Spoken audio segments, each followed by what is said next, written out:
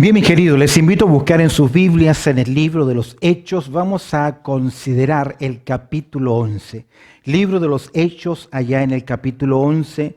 Vamos a mirar los primeros 18 versículos. Y antes de comenzar el tema que lleva por título La reacción en Jerusalén, obviamente la reacción es ¿por qué Pedro ha entrado en casa de gentiles? Ha comido con ellos. Les preocupó más la segunda parte del evento que la primera. Porque la primera parte del evento es que ellos han recibido la palabra de Dios. Pero su celo, sus complicaciones fueron más grandes que le importaba más. ¿Por qué Pedro está haciendo eso? El comentarista William Barclay dice lo siguiente en la introducción del capítulo 11 en su comentario. Dice que la importancia que le dio Lucas a este incidente se ve por el doble espacio que le dedica. En los tiempos antiguos el escritor no podía extenderse indebidamente. Todavía no existían los libros en la forma actual. Se usaban rollos de un material que se llamaba papiro, el antepasado del papel, que se hacía de una pasta que se sacaba de las plantas de aquel nombre. Un rollo no era fácil de manejar y el más largo tendría unos 10 metros, la longitud necesaria para contener todo el libro de los Hechos. Lucas tendría una cantidad casi limitada de historias que hubiera querido incorporar en su libro. Debe de haber hecho la selección de lo que él quería incluir con la más cuidadosa. Y sin embargo, consideró que la historia de Pedro y Cornelio era tan importante que había que contarla 2 veces.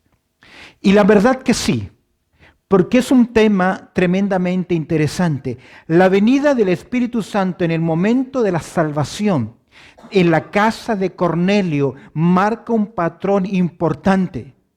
Pedro, en la sabiduría, lleva consigo a 2 creyentes judíos de la circuncisión. Es decir, son judíos, celosos de su tradición, pero el Espíritu del Señor ha indicado a Pedro lo que él tiene que hacer. Y se lleva a estos testigos y él es testigo junto con estos otros judíos de lo que Dios hace en la casa de un gentil. Mientras esto ocurre en Capernaum, los nuevos creyentes le piden a Pedro, por favor, quédate con nosotros. Y Pedro, viendo la obra de Dios, el testimonio de Dios, la confirmación de que Dios ha salvado también a los gentiles, le pide a ellos lo mismo que el Señor Jesucristo le pidió a sus discípulos: creer y ser también ¿qué? Bautizados. De esta forma, Pedro, ministrando el bautismo, no solamente le da la comunión en el nuevo pueblo del Señor, la iglesia, por el bautismo del Espíritu Santo, sino que a través del bautismo en agua le da la entrada a la comunión de la iglesia en compañerismo.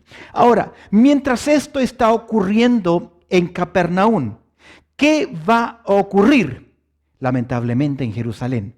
Vamos a mirar entonces qué es lo que está pasando en Jerusalén. Y mira, lo primero que vamos a ver, los primeros 3 versículos de esta porción, mira conmigo el libro de los Hechos en el capítulo 11, verso 1 dice: oyeron los apóstoles y los hermanos que estaban en Judea, que también los gentiles habían recibido la palabra de Dios.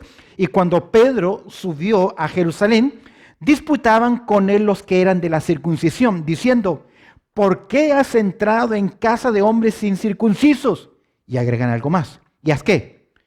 Comido con ellos. Lo primero que podemos observar acá es la confrontación con los de la circuncisión.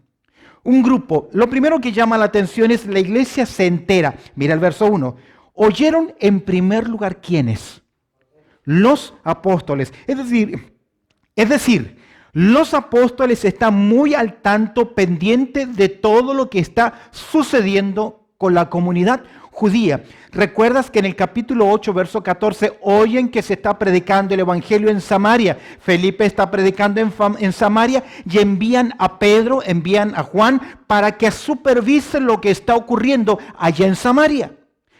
Recuerda que un judío celoso no entraba así porque sí en Samaria. Entonces los apóstoles tienen que prestar mucho cuidado al pueblo del Señor. Creo que es responsabilidad del liderazgo cuidar dónde los creyentes se involucran, dónde los creyentes asisten o dónde los creyentes se están alimentando de la palabra del Señor. Es interesante que en el capítulo 8, verso 14, leemos que fueron a Samaria Pedro y Juan para ver qué es lo que estaba pasando. Mire conmigo la confrontación con los de la circuncisión. La iglesia, en primer lugar, verso 1 se entera. Dice el texto, en primer lugar, oyeron los apóstoles y agrega, y los hermanos que estaban ¿en dónde? En Judea, es decir, la iglesia que estaba reunida en aquel lugar. Se enteran, palabra que va a aparecer, obsérvala varias veces en esta porción. Y los hermanos que estaban en Judea, de esta forma, ellos reciben la noticia, un informe. No sabemos quién llegó con la noticia, pero parece cuento de brujas. Siempre todas las cosas que se saben. Se supo mucho más rápido que llegase el propio Pedro a visitar a los hermanos. Y los hermanos que estaban en Judea, y los hermanos que estaban en Judea, que también los gentiles, ¿qué oyeron ellos? Que también, palabra que se va a repetir varias veces, esa palabrita también significa igualmente o de la misma forma, que también ¿quiénes? Los gentiles, palabra difícil de tragar para los judíos, que los gentiles habían recibido, ¿qué cosa? Presta atención ahí, la palabra de Dios. Antes que Pedro llegase a Jerusalén, las noticias ya habían llegado. Esto debió sorprender a toda la comunidad judía de creyentes en Jerusalén. Recordemos que aún estamos en tiempo de transición y muchos de ellos no han comprendido, no han llegado a la comprensión del mover de Dios. Pero estos gentiles han recibido algo interesante. ¿Qué recibieron? Ahí lo dice el texto. Por palabra de Dios no es solamente que reciben una porción de la Biblia. La palabra de Dios acá tiene que ver con ¿qué? El contenido del Evangelio. ¿Recuerdas que Cornelio está orando y Dios le dice, ve a buscar a Jope, a Pedro, y él te dirá las palabras que necesitas oír para ser salvo? Y Pedro les va a presentar a Cristo Jesús, la obra de Cristo Jesús. Mira, en primer lugar, en esta confrontación con los de la circuncisión, vemos que la iglesia es enterada. La iglesia se entera. Versos 2 y 3, vamos a ver los inflexibles. Se enfadan. No simplemente la iglesia se entera de lo que está ocurriendo en casa de Cornelio. No saben quién es. Solo saben que es un gentil. Ahora encontramos un grupo celoso. Los inflexibles se enfadan, se molestan. Mira el verso 2. Y cuando Pedro subió a Jerusalén, palabra interesante. ¿Qué hizo este grupo que eran los de la circuncisión? ¿Qué hacían? Disputaban con él, es decir, vinieron, le increparon, le argumentaron fuertemente, lo confrontaron, obviamente por su celo religioso. Son, dice el texto, que disputaban los que eran de la circuncisión. Yo creo que son creyentes, que son hermanos. No sé, no estoy tan convencido que sean. Algunos lo ven como los judaizantes que van a aparecer posteriormente. Yo creo que son hermanos. Yo creo que son creyentes, pero que tienen conceptos muy limitados del mover de Dios. Creo que en todo lugar hay hermanos que por tener poco conocimiento de la palabra de Dios se encierran en una tradición que han recibido por años y no ven más allá, que el reino de Dios es mucho más grande que la enseñanza que solo se da en los muros de cuatro paredes en una iglesia. Doy gracias al Señor porque muchos de ustedes han visto que Dios puede obrar aún más allá de nuestros muros y nos permite tener un ministerio radial, nos permite tener una señal de internet, nos permite tener una página web, nos permite compartir los sermones a otras personas en otros lugares. Dios está obrando desde este lugar mucho más allá de nuestras cuatro paredes. Pero aquí encontramos un lugar interesante. El lugar, escúchame bien, de regocijarse y sentir ánimo de que otro grupo de personas han oído la palabra de Dios. La molestia mayor fue ¿cuál? Verso 3. Mira, los inflexibles se enfadan. diciendo, increpan, confrontan a Pedro diciendo, ¿por qué has entrado en casa de hombres incircuncisos? ¿Por qué te relacionas con quiénes? Con inconversos. Recuerda que utilizar este término incircunciso en cierta forma era utilizado como una afrenta, como un menosprecio hacia otras personas. David, frente al gigante Goliat, él dice, ¿y quién es este qué? Incircunciso. Es un término despectivo para decir, ¿y quiénes son estos que están fuera del programa de Dios? Y es cierto. En un tiempo los gentiles, usted y yo, estábamos sin circuncisión, sin esperanza, sin Dios en el mundo, pero hay una comprensión de estos creyentes limitada. Diciendo, ¿por qué has entrado en casa de quién? De hombres incircuncisos, y agregan, y has comido con ellos. ¿Cómo es posible que tú, siendo un judío, circuncidado, conocedor de nuestra cultura, tengas comunión con quién? Con esa gente. ¿Sabes cuál fue la acusación mayor de los fariseos en contra de Jesús? Que Jesús se sentaba y compartía ¿con quién? Con publicanos y pecadores. Es por eso que Jesús le contó una historia en 3 partes. La oveja perdida, la moneda perdida y el hijo perdido, para mostrarles cuál era la actitud de ellos en contra de los perdidos y cuál es la actitud de Dios. Se cuestiona a Pedro. ¿A quién están cuestionando estas personas? A Pedro. ¿Quién es Pedro? El líder de los apóstoles. ¿Quién es Pedro? Un gran apóstol, con las credenciales apostólicas. Vemos a Pedro haciendo señales, milagros, resucitando muertos. Es Pedro quien recibió las llaves del reino de los cielos. No les importó la autoridad de quién era, sino que en su celo sencillamente ¿qué? Lo cuestionaron. Criticaron al líder de Dios. Por ser antigua una costumbre, no es de por sí infalible. ¿Lo tiene? Por ser una costumbre antigua no significa que es infalible. Muchas iglesias nuestras heredaron que solamente en la iglesia se debe cantar himnos y solamente himnos. Y algunos creían que era la única forma sacrosanta de adorar a Dios. Así fueron enseñados y se cree que esa tradición es lo correcta, respetable. Pero yo creo que hay himnos, hay salmos y también hay cánticos espirituales que enseña la palabra de Dios. Por ser antigua una costumbre, no es de por sí infalible. Vemos que no en todo podemos tomar a la iglesia primitiva como ejemplo, porque aquí encontramos que ellos no están viendo el plan de Dios, no están viendo más allá. Muchas veces, escúchame bien, la falta de comprensión enturbia, por así decir, el avanzar de Dios. Somos muy miopes, muy ciegos a veces a ver lo que Dios quiere hacer. Tenemos el mandato, escúchame bien, de crecer en la gracia, no crecer en las tradiciones. ¿Lo tiene? Hay una gran diferencia. Hemos visto en primer lugar las reacciones en Jerusalén, la confrontación con los líderes de la circuncisión. La iglesia en primer lugar, ¿qué ocurre? Se entera. Luego encontramos a los inflexibles que se enfadan. Observa conmigo la clarificación de Pedro, porque a Pedro lo cuestionan. ¿Por qué? ¿Por qué? En vez de alegrarse de que se está predicando la palabra de Dios, se enfrascan en tradiciones, en una cultura. Mira lo que dice Pedro. Verso 4 dice, entonces comenzó Pedro a contarles por orden lo sucedido, diciendo, qué interesante, vemos a Pedro que con mucha calma, con mucho aplomo, recuerda que estamos hablando de quién, de Pedro.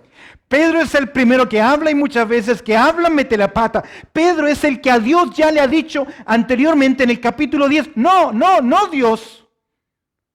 Pero ahora con completa calma, con tranquilidad, Pedro va a hacer clarificación. Mira la clarificación de Pedro y vemos que en primer lugar Pedro va a hablar de su comisión. Él les va a decir lo que ocurrió con ellos, con los gentiles, no es algo que a mí se me ocurrió. No fue mi idea, no fue mi proyecto, fue una comisión de parte de quién.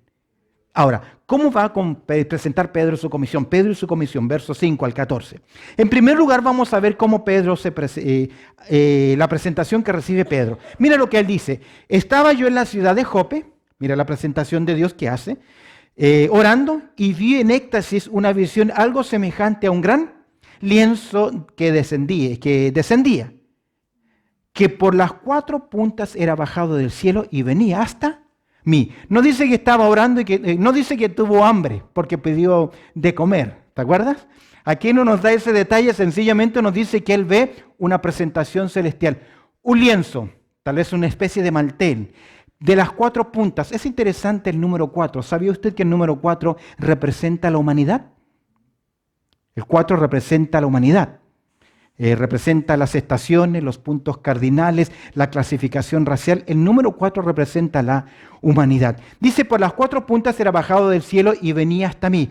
Cuando fijé en él los ojos, consideré y vi que, primero, cuadrúpedos, luego terrestres y fieras y reptiles y aves de los cielos. Mira lo que él va a ver. Esa es en primer lugar la presentación. Luego encuentra él el precepto, versos 7 al 10. Y oí una voz que me decía ¿qué?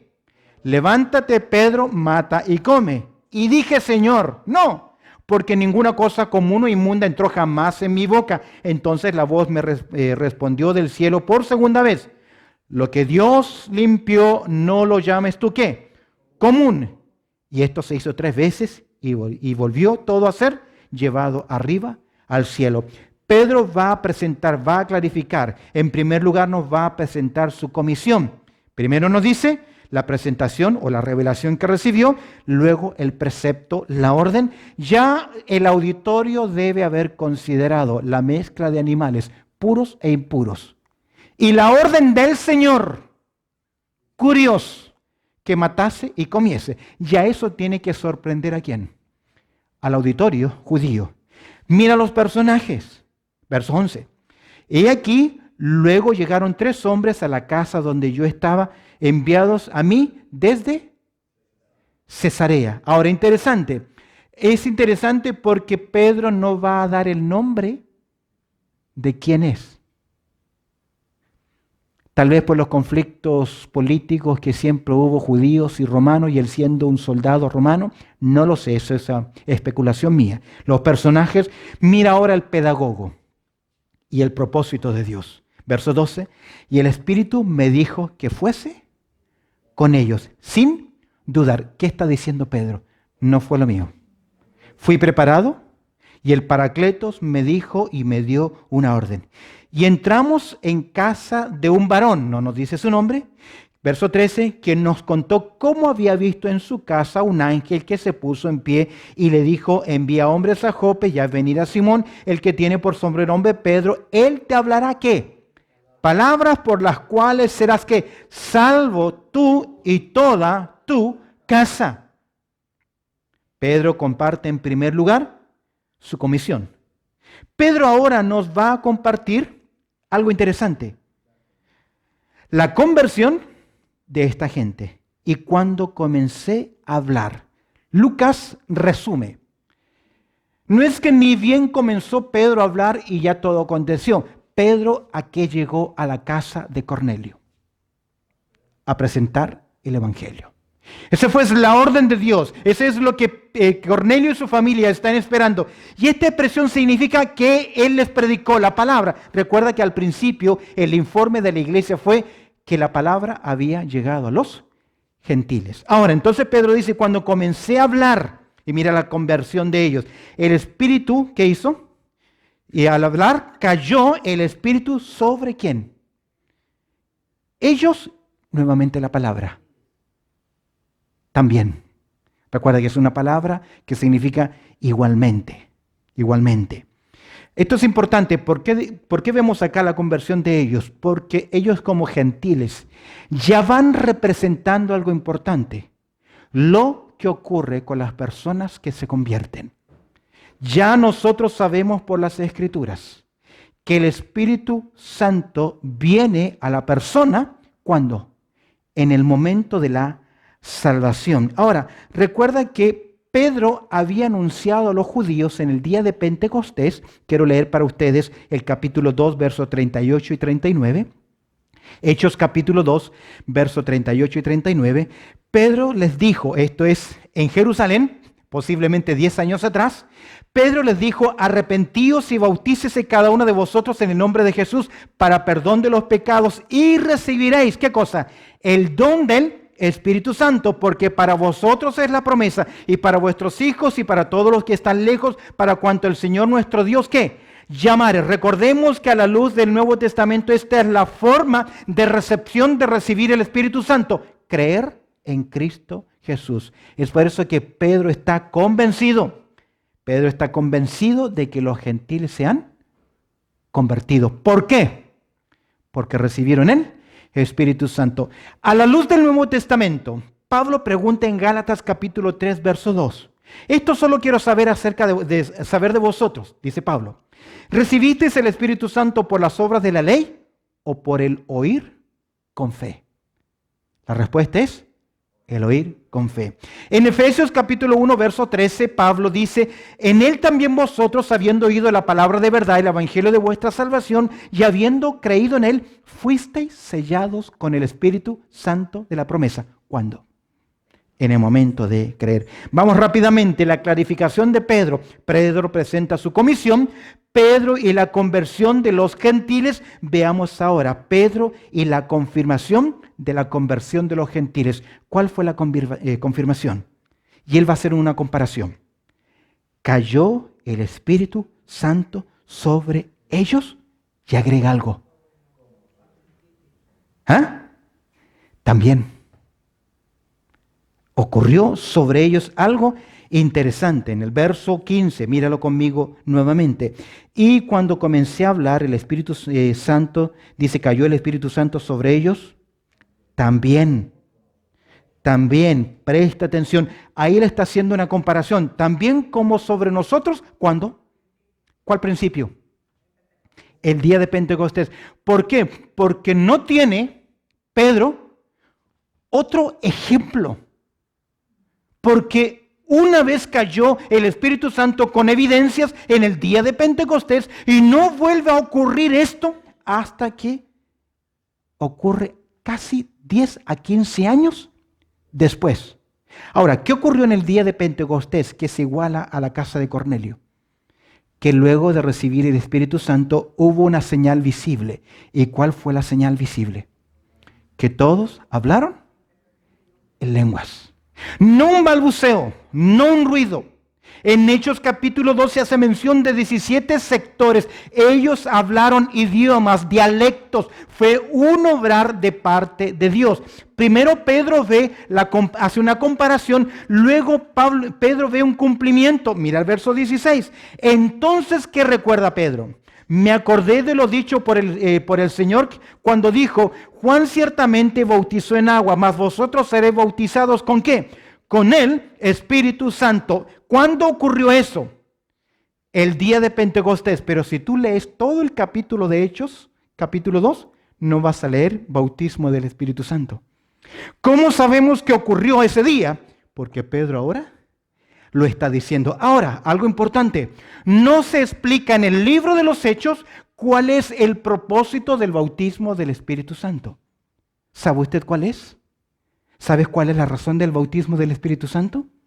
El bautismo del Espíritu Santo nos coloca en el cuerpo de Cristo. Nos hace ser parte del cuerpo místico de la iglesia del Señor Jesucristo. No lo explica Hechos, pero Pablo lo explica en 1 Corintios capítulo 12, versículo 13.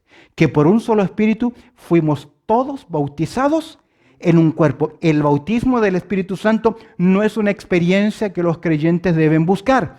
Es una verdad que ellos deben aceptar, porque cuando usted recibe a Cristo es colocado en el cuerpo de Cristo.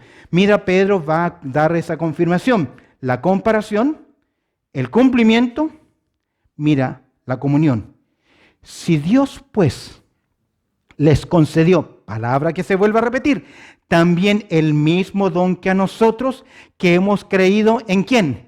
en el Señor Jesucristo. Y por nosotros, ¿a quién se refiere? ¿Qué creyentes? Judíos, solo judíos. La comunión, si Dios pues le concedió también el mismo don que a nosotros que hemos creído en el Señor Jesucristo, ¿cuál es su conclusión? ¿Quién era yo? ¿Quién era yo? Que pudiese ¿qué? Estorbar a Dios. ¿Soy yo el que tengo que llamarlos a ellos inmundo? Pedro dice, esa fue la forma que yo tenía de ¿qué? De pensar. Pero ahora entiendo que es Dios el que está obrando. Mira la comprensión de la conversión de los gentiles. Vamos al grupo de la iglesia y aquellos que confrontaron a Pedro, porque Pedro está respondiendo ¿a quiénes? A este grupo, los inflexibles, los legalistas, los que eran muy celosos. ¿Qué vemos? Mira la comprensión de la conversión de ellos. ¿Qué entienden ahora? Ellos en primer lugar, ¿qué? Comprenden. Entonces, oídas estas cosas, ¿qué hicieron? Callaron. ¿Por qué callaron? Porque ya no hay objeciones. Con lo que Pedro ha dicho. No olvidemos que Pedro tiene testigos. Tiene 6 varones que pueden confirmar esto. Ellos comprenden y algo más. Ya no critican. Ahora ellos ¿qué? Celebran y glorificaron a Dios. ¿No es esa la actitud que debemos tener cuando los pecadores se arrepienten? ¿No es esa la actitud de Dios del cielo? Escúcheme bien, cuando la iglesia deja de criticar el ministerio de los siervos de Dios, hay un buen espíritu para adorar. Pero cuando solo hay críticas, no puede haber bendición de parte de Dios en sus vidas. Debemos aprender a celebrar lo que Dios hace, en especial cuando está salvando a personas. Amén. La comprensión de la conversión de los gentiles, verso 18. Ellos comprenden, ellos celebran, y ellos ¿qué hacen? Confiesan. ¿Qué dijeron? De manera que también, ¿a quiénes? A los gentiles ha dado Dios ¿qué? Arrepentimiento, y no cualquier arrepentimiento, para vida. En otras palabras, Dios les ha concedido la oportunidad ¿de qué? De poder creer. Oye, qué interesante. Que es Dios quien nos otorga la oportunidad del arrepentimiento. Ahora, ¿qué es arrepentimiento? Es un cambio.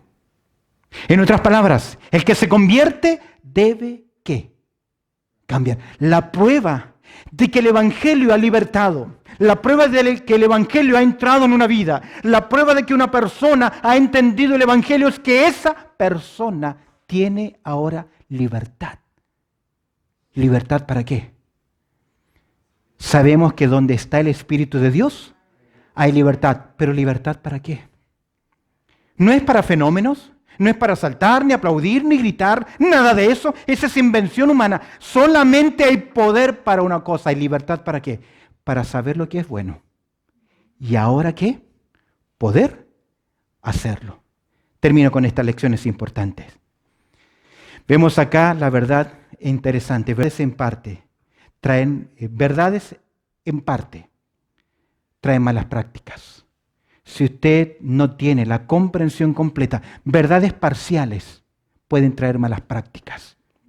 Nuestro verdadero celo, escuche bien, debe ser conocer y cumplir la palabra de Dios, no las tradiciones de hombres o el legalismo.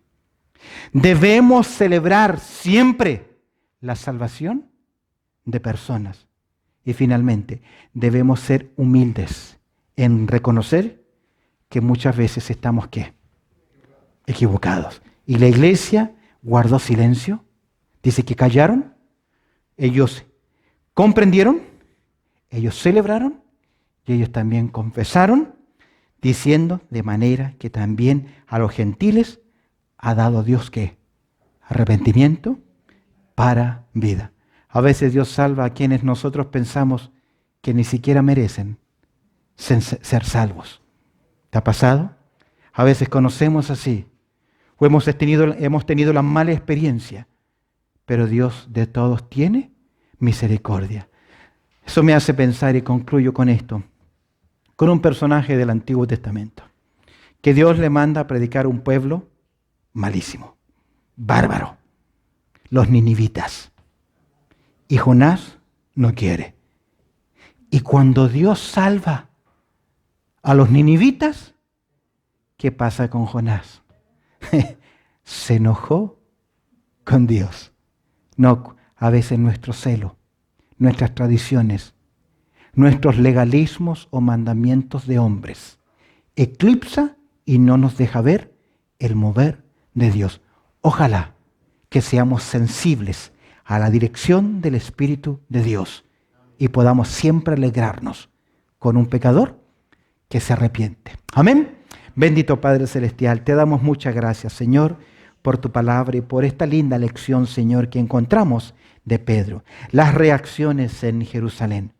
Cómo, Señor, ellos reciben la noticia, la clarificación que hace Pedro y la comprensión final que Dios está salvando a todos los hombres. Ya este era el propósito divino. Te doy gracias, Señor, por este tiempo, por tu palabra, pidiendo, Señor, que pueda producir comprensión y cambios en nuestras vidas. En Cristo Jesús oramos. Amén y amén.